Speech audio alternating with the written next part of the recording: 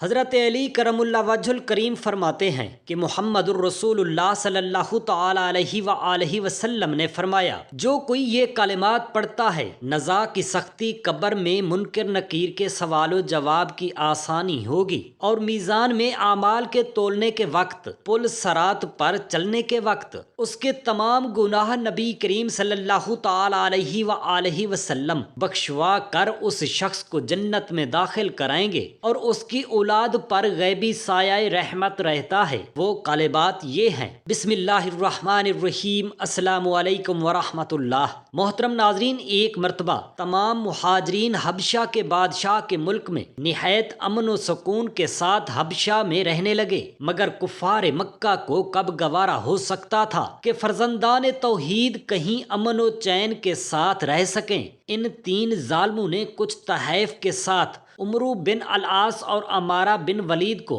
بادشاہ حبشہ کے دربار میں اپنا سفیر بنا کر بھیجا۔ ان دونوں نے نجاشی کے دربار میں پہنچ کر تحفوں کا نذرانہ پیش کیا اور بادشاہ کو سجدہ کر کے یہ فریاد کرنے لگے کہ اے بادشاہ، ہمارے کچھ مجرم مکہ سے بھاگ کر آپ کے ملک میں پناہ گزین ہو گئے ہیں، آپ ہمارے ان مجرموں کو ہمارے حوالہ کر دیجئے۔ یہ سن کر نجاشی بادشاہ نے مسلمانوں کو دربار میں طلب کیا، اور حضرت علی رضی اللہ تعالی عنہ کے بھائی حضرت جعفر رضی اللہ تعالی عنہ مسلمانوں کے نمائندہ بن کر گفتگو کے لیے آگے بڑھے، اور دربار کے آداب کے مطابق بادشاہ کو سجدہ نہیں کیا بلکہ صرف سلام کر کے کھڑے ہو گئے۔ درباریوں نے ٹوکا کہ ہمارے بادشاہ کو سجدہ کیجئے، تو حضرت جعفر رضی اللہ تعالی عنہ نے فرمایا کہ ہمارے رسول خدا صلی اللہ تعالی علیہ وآلہ وسلم نے صرف ایک خدا کے سوا کسی کو سجدہ کرنے سے منع فرمایا ہے، اس لیے میں بادشاہ کو سجدہ نہیں کر سکتا۔ اس کے بعد حضرت جعفر بن ابی طالب رضی اللہ تعالی عنہ نے دربار شاہی میں اس طرح تقریر شروع فرمائی کہ اے بادشاہ، ہم لوگ ایک جاہل قوم تھے، ہم شرک و بت پرستی کرتے تھے، لوٹ مار، چوری ڈکیتی، ظلم و ستم اور طرح طرح کی بدکاریوں اور بد اعمالوں میں مبتلا رہتے تھے۔ اللہ تعالیٰ نے ہماری قوم میں ایک شخص کو اپنا رسول بنا کر بھیجا جس کے حسب و نسب اور صدق و دیانت کو ہم پہلے سے جانتے تھے۔ اس رسول نے ہم کو شرک و بت پرستی سے روک دیا اور صرف ایک خدائے واحد کی عبادت کا حکم دیا ہے، اور ہر قسم کے ظلم و ستم اور تمام برائیوں اور بدکاریوں سے ہم کو منع فرمایا ہے۔ ہم اس رسول پر ایمان لائے اور شرک و بت پرستی چھوڑ کر تمام برے کاموں سے توبہ طیب ہو گئے ہیں۔ بس یہی ہمارا گناہ ہے جس پر ہماری قوم ہماری جان کی دشمن ہو گئی ہے، اور ان لوگوں نے ہمیں اتنا ستایا ہے کہ ہم اپنے وطن کو خیر باد کہہ کر آپ کی سلطنت کے زیر سایہ میں پرامن زندگی بسر کر رہے ہیں۔ اب یہ لوگ یہاں آ کر ہمیں مجبور کر رہے ہیں کہ ہم پھر اسی برائی و گمراہی میں واپس لوٹ جائیں۔ حضرت جعفر رضی اللہ تعالی عنہ کی تقریر سن کر نجاشی بادشاہ بے حد متاثر ہوا۔ یہ دیکھ کر کفار مکہ کے سفیر عمرو بن العاص نے اپنے ترکش کا آخری تیر بھی پھینک دیا اور کہا کہ اے بادشاہ، یہ مسلمان لوگ آپ کے نبی حضرت عیسیٰ علیہ السلام کے بارے میں کچھ دوسرا ہی اعتقاد رکھتے ہیں جو آپ کے عقیدہ کے بالکل ہی خلاف ہے۔ یہ سن کر نجاشی بادشاہ نے حضرت جعفر رضی اللہ تعالی عنہ سے اس بارے میں سوال کیا، تو آپ نے سورہ مریم کی تلاوت فرمائی۔ کلام ربانی کی تاثیر سے نجاشی بادشاہ کے قلب پر اتنا گہرا اثر پڑا کہ اس پر رکت طاری ہو گئی اور اس کی آنکھوں سے آنسو جاری ہو گئے۔ تمام حاضرین محفل پر سرور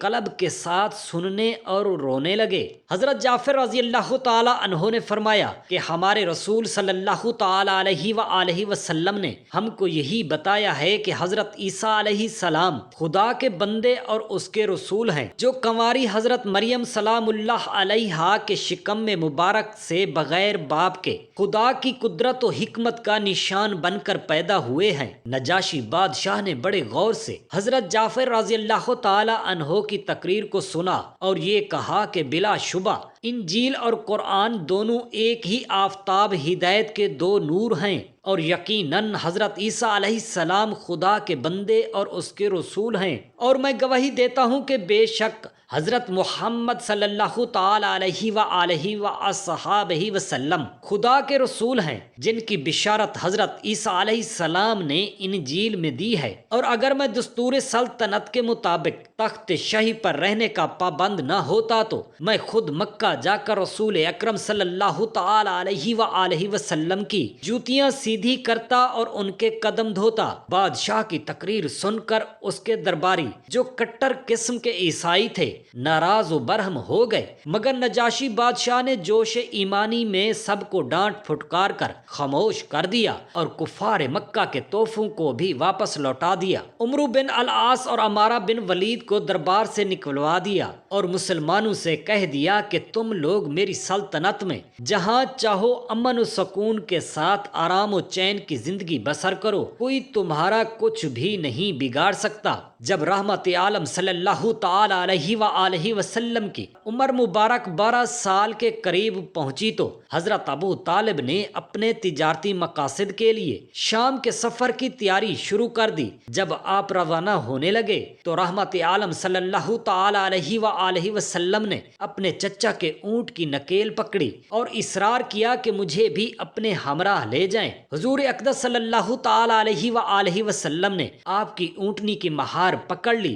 اور فرمایا، اے میرے چچا، آپ مجھے کس کے سپرد کر کے جا رہے ہیں؟ میرا نہ باپ ہے اور نہ ہی ماں۔ چنانچہ ابو طالب آپ صلی اللہ تعالی علیہ وآلہ وسلم کو ساتھ لے جانے پر تیار ہو گئے اور آپ کو اپنی اونٹنی پر اپنے ساتھ سوار کر لیا۔ کئی دنوں کی مسافت کے بعد جب یہ قافلہ بصری پہنچا تو وہاں عیسائی راہبوں کی ایک خانقاہ کے نواح میں شب بصری کے لیے قیام کیا۔ اس خانقاہ میں ایک عیسائی راہب عرصہ دراز سے سکونت پذیر تھا۔ اس کا نام جرجیس تھا لیکن بحیری کے نام سے مشہور تھا۔ بحیری سریانی لفظ ہے، اس کا معنی عبقری اور نابغہ ہے، یعنی از حد دانش مند کہتے ہیں کہ حضرت عیسیٰ علیہ السلام کے حواریوں کو جو خصوصی علوم عطا کیے گئے تھے وہ نسلاً بعد نسل چلے آتے تھے اور اس زمانہ میں ان علوم کا امین تھے۔ یہ بحیری راہب پشت در پشت اس خانقاہ کے متولی تھے۔ قریش کے تجارتی کارواں ہمیشہ اس راستہ سے گزرتے تھے لیکن اس نے کبھی ان کی پرواہ نہیں کی تھی۔ وہ ان سے گفتگو کرنے کا روادار بھی نہ تھا، لیکن اس دفعہ جب یہ قافلہ اس کی وادی میں داخل ہوا تو اس نے اپنی خانقاہ سے دیکھا کہ ایک نوخیز بچے پر بادل کا ایک ٹکڑا سایہ فگن ہے۔ وہ بچہ جدھر جاتا ہے بادل کا ٹکڑا اس کے ساتھ ساتھ چلتا ہے۔ پھر اس نے اس امر کا بھی مشاہدہ کیا کہ جب یہ قافلہ ایک درخت کے سایہ میں اترا، یہ بچہ جب وہاں پہنچا تو درخت کے سایہ میں کوئی جگہ نہ بچی تھی، اس لیے مجمع سے باہر ہی وہ بچہ دھوپ میں بیٹھ گیا اور درخت نے فوراً جھک کر اپنا سایہ اس بچہ پر پھیلا دیا۔ بحیری نے جب اپنی خانقاہ کے دریچہ سے یہ منظر دیکھا تو اسے خیال آیا کہ جس نبی صادق و امین کے ہم منتظر ہیں اور جس کی علامات ہماری کتب میں مرقوم ہیں، کہیں یہ جوان وہی تو نہیں؟ اسے قریب سے دیکھنا چاہیے تاکہ ان کی نشانیوں کے بارے میں پورا وثوق ہو جائے۔ اس نے اس کے لیے یہی تجویز مناسب سمجھی کہ سارے قافلہ کی ضیافت کی جائے،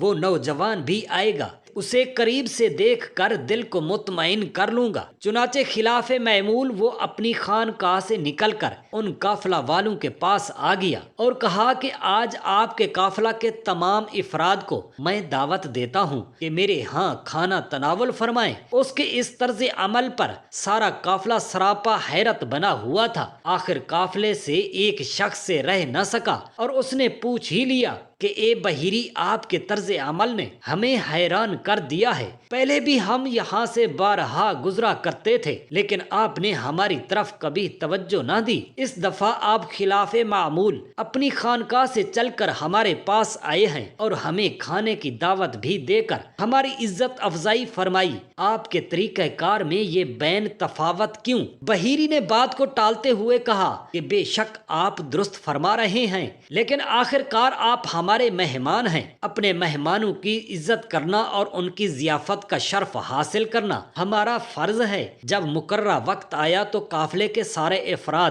بحیری کے ہاں گئے۔ اس نے بڑے اہتمام سے ان کا خیر مقدم کیا، لیکن جس جان عالم کے لیے وہ بڑی بے تابی سے اپنی آنکھیں فرش راہ کیے ہوئے تھا وہ کہیں نظر نہیں آ رہا تھا۔ اس نے پوچھا، آپ میں سے کوئی رہ تو نہیں گیا؟ انہوں نے بتایا کہ تمام لوگ آ گئے ہیں، صرف ایک بچہ پیچھے رہ گیا ہے، اسے ہم اپنے خیموں اور اونٹوں کی حفاظت کے لیے چھوڑ آئے ہیں۔ اس نے اصرار کیا کہ اسے بھی ضرور بلاؤ۔ اس قافلے کا کوئی فرد چھوٹا ہو یا بڑا، غلام ہو یا آزاد، پیچھے نہ رہے۔ چنانچہ آپ صلی اللہ تعالی علیہ وآلہ وسلم کے چچا حارث بن عبد المطلب گئے اور حضور اقدس صلی اللہ تعالی علیہ وآلہ وسلم کو بلا کر لے آئے۔ اس پیکر نور و سعادت کے آنے سے بحیری کے دل بے قرار کو قرار آ گیا اور وہ حضور نبی پاک صلی اللہ تعالی علیہ وآلہ وسلم کو پہچاننے کے لیے ٹک ٹکی باندھ کر آپ کے رخ انور کو دیکھنے میں محو ہو گیا۔ جب قافلے والے کھانے سے فارغ ہوئے تو اس نے سب کو رخصت کر دیا اور خود حضور نبی اکرم صلی اللہ تعالی علیہ وآلہ وسلم کے قریب آیا اور آزمانے کے لیے کہنے لگا، میں تم سے لات و عزی کے حق کے واسطہ سے سوال کرتا ہوں کہ جس بارے میں آپ سے پوچھوں آپ مجھے اس کا جواب دیں۔ اس نے حضور اقدس صلی اللہ تعالی علیہ وآلہ وسلم کو آزمانے کے لیے لات و عزا کی قسم کھائی تھی۔ حضور نبی اکرم نور مجسم وجہ تخلیق کائنات حضرت محمد صلی اللہ تعالی علیہ وآلہ وسلم نے فرمایا، مجھ سے لات و عزا کے واسطے سے کوئی بات مت پوچھو، بخدا جتنی مجھے ان سے نفرت ہے اتنی اور کسی چیز سے نہیں۔ بحیری نے کہا، خدا کی قسم جو میں تم سے پوچھ رہا ہوں میں اللہ کے واسطہ سے عرض کرتا ہوں کہ جو میں آپ سے پوچھوں اس کا آپ مجھے صحیح جواب عطا فرمائیں گے۔ حضور اقدس صلی اللہ تعالی علیہ وآلہ وصحابہ وسلم نے فرمایا، اب جو تمہارا جی چاہے پوچھو، میں اس کا صحیح جواب دوں گا۔ وہ آپ کی نیند و بیداری وغیرہ کی کیفیات کے بارے میں دریافت کرتا رہا۔ حضور اقدس صلی اللہ تعالی علیہ وآلہ وصحابہ وسلم نے جواباً ارشاد فرماتے رہے، آپ صلی اللہ تعالی علیہ وآلہ وسلم جو حالات اسے بتاتے اس سے ان صفات کی تصدیق ہوتی جاتی تھی جو نبی آخر الزمان کے بارے میں اس کے پاس تھیں۔ آخر میں اس نے پشت مبارک سے کپڑا اٹھایا، وہاں اس نے خاتم نبوہ کو بعینہ اس صورت میں دیکھا جو اس کے پاس تھی۔ باساختہ اس نے جھک کر خاتم نبوہ کو چوم لیا۔ جن قافلہ والوں نے یہ منظر دیکھا وہ کہنے لگے کہ اس رہب کے دل میں محمد صلی اللہ تعالی علیہ وآلہ وسلم معصوم کی بڑی قدر و منزلت ہے۔ جب بحیری اس عمل سے فارغ ہوا تو حضرت ابو طالب کی طرف متوجہ ہوا اور پوچھا، اس بچے کا آپ سے کیا رشتہ ہے؟ آپ نے کہا، یہ میرا بیٹا ہے۔ بحیری نے کہا، یہ آپ کا بیٹا نہیں ہو سکتا۔ حضرت ابو طالب نے کہا، یہ میرا بھتیجا ہے۔ بحیری نے پوچھا، ان کا باپ کہاں ہے؟ آپ نے فرمایا، ان کا انتقال ہو گیا ہے جبکہ آپ ابھی شکم میں مادر میں تھے۔ بحیری نے کہا، اب آپ نے سچی بات کہی ہے۔ پھر بحیری نے دریافت کیا کہ ان کی ماں کہاں ہے؟ آپ نے بتایا، تھوڑی مدت گزری وہ بھی انتقال کر گئی ہیں۔ پھر بحیری نے حضرت ابو طالب کو کہا کہ آپ اپنے بھتیجے کو لے کر وطن واپس لوٹ جائیں اور یہودیوں سے ہر وقت ہوشیار رہیں۔ اگر انہوں نے آپ صلی اللہ تعالی علیہ وآلہ وسلم کو دیکھ لیا اور ان کو ان حالات کا علم ہو گیا جن کا مجھے علم ہوا ہے تو وہ انہیں ضرور ضرر پہنچانے سے باز نہیں آئیں گے۔ آپ کے بھتیجے کی بڑی شان ہوگی۔ یہ چیز ہماری کتابوں میں مکتوب ہے اور ہمیں اپنے آباء و اجداد نے یہی بتایا ہے۔ دیکھو، میں نے آپ کو حقیقت حال سے آگاہ کرنے کا فرض ادا کر دیا ہے۔ انہیں جلدی اپنے وطن واپس لے جاؤ کیونکہ یہ سارے جہانوں کے سردار ہیں، یہ رب العالمین کے رسول ہیں، انہیں اللہ تعالیٰ نے رحمت للعالمین بنا کر مبعوث فرمائے گا۔ ابو طالب وہیں سے حضور اکرم صلی اللہ تعالی علیہ وآلہ وسلم کو لے کر واپس مکہ آ گئے۔ حضرت علی کرم اللہ وجہ الکریم فرماتے ہیں کہ تمام دعائیں رکی رہتی ہیں جب تک حضرت محمد صلی اللہ تعالی علیہ وآلہ وسلم پر درود شریف نہ پڑھو۔ حدیث شریف میں آیا ہے کہ جو کوئی درود شریف حضور اکرم صلی اللہ تعالی علیہ وآلہ وسلم پر بھیجتا ہے، حضور اقدس صلی اللہ تعالی علیہ وآلہ وسلم نے فرمایا، اس کی اولاد پر غیبی سایہ رحمت رہتا ہے۔ حشر الحساب اور میزان میں اعمال کے تولنے کے وقت، پل صراط پر چلنے کے وقت اس کے تمام گناہ نبی کریم صلی اللہ تعالی علیہ وآلہ وسلم بخشوا کر اس شخص کو جنت میں داخل کرائیں گے۔ کفار قریش میں کچھ لوگ صلح پسند بھی تھے، وہ چاہتے تھے کہ بات چیت کے ذریعہ صلح صفائی کے ساتھ معاملہ طے ہو جائے۔ چنانچہ قریش کے چند معزز رؤسا ابو طالب کے پاس آئے اور حضور اقدس صلی اللہ تعالی علیہ وآلہ وسلم کی دعوت اسلام اور بت پرستی کے خلاف تقریروں کی شکایت کی۔ ابو طالب نے نہایت نرمی کے ساتھ ان لوگوں کو سمجھا بجھا کر رخصت کر دیا، لیکن حضور اقدس صلی اللہ تعالی علیہ وآلہ وسلم خدا کے فرمان کی تعمیل کرتے ہوئے علل اعلان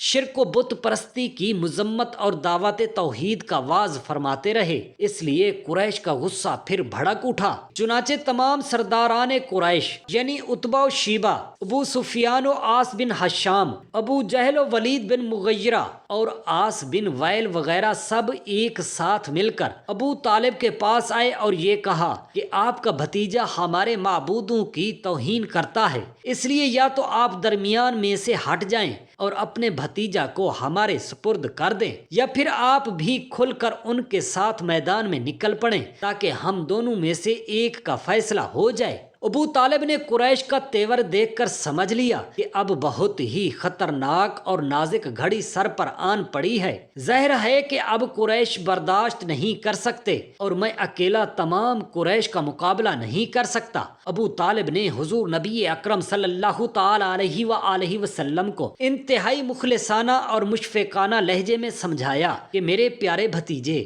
اپنے بوڑھے چچا کی سفید داڑھی پر رحم کرو اور بڑھاپے میں مجھ پر اتنا بوجھ مت ڈالو کہ میں اٹھ نہ سکوں۔ اب تک تو قریش کا بچہ بچہ میرا احترام کرتا تھا، مگر آج قریش کے سرداروں کا لب و لہجہ اور ان کا تیور اس قدر بگڑا ہوا تھا کہ اب وہ مجھ پر اور تم پر تلوار اٹھانے سے بھی دریغ نہیں کریں گے۔ لہٰذا میری رائے یہی ہے کہ تم کچھ دنوں کے لیے دعوت اسلام موقوف کر دو۔ اب تک حضور پر نور حضرت محمد صلی اللہ تعالی علیہ وآلہ وسلم کے ظاہری معین و مددگار جو کچھ بھی تھے وہ صرف اکیلے ہی ابو طالب ہی تھے۔ حضور نبی کریم صلی اللہ تعالی علیہ وآلہ وسلم نے دیکھا کہ اب ان کے قدم بھی اکھڑ رہے ہیں۔ چچا کی گفتگو سن کر حضور اقدس صلی اللہ تعالی علیہ وآلہ وسلم نے بھرائی ہوئی مگر جذبات سے بھری ہوئی آواز میں فرمایا کہ چچا جان، خدا کی قسم، اگر قریش میرے ایک ہاتھ میں سورج اور دوسرے ہاتھ میں چاند لا کر دے دے تب بھی میں اپنے اس فرض سے باز نہ آؤں گا۔ یا تو خدا اس کام کو پورا فرما دے گا یا میں خود دین اسلام پر نثار ہو جاؤں گا۔